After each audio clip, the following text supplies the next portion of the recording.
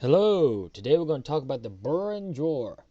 Extending from Northern Territory's Arnhem Land east through the Gulf of Carpentaria to Queensland Cape York district of the story of Burrunjor, the description is reminiscent of an Allosaurus, a smaller version of the well-known Tyrannosaurus. In 1950, cattlemen on the border between Northern Territory and Queensland claimed losing stock to a strange beast which left mutilated, half-eaten corpses in its destructive wake.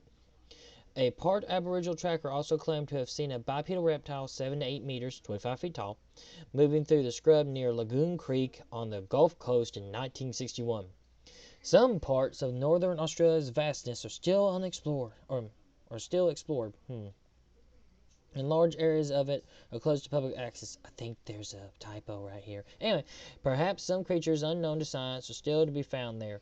That this is possible was known a few years back when a tree, the Wilmani pine, was found in a national park in New South Wales.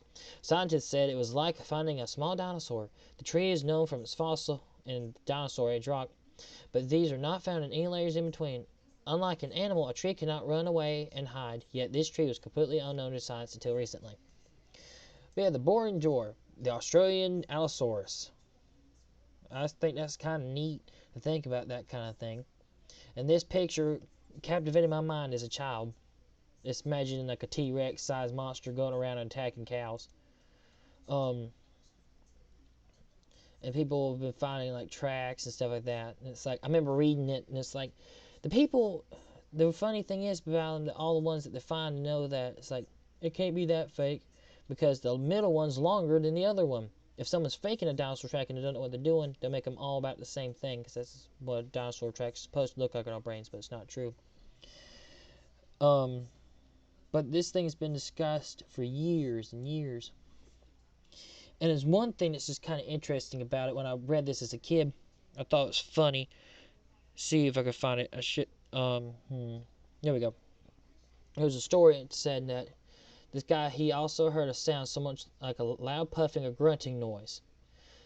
And it's like, I remember reading that as a kid. I was like, wasn't it they trying to say, shouldn't it have roared or something? Wouldn't that be a cool story?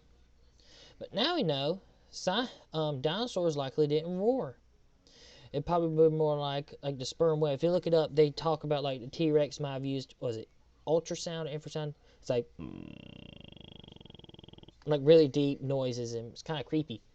But yeah, so there's a little bit of that stories go along with the Burrunjor back before they knew that dinosaurs could do that stuff. And I think that adds a little bit more credibility to it. But yeah, that's just my opinion on the Burrunjor. I just think it's interesting, the idea of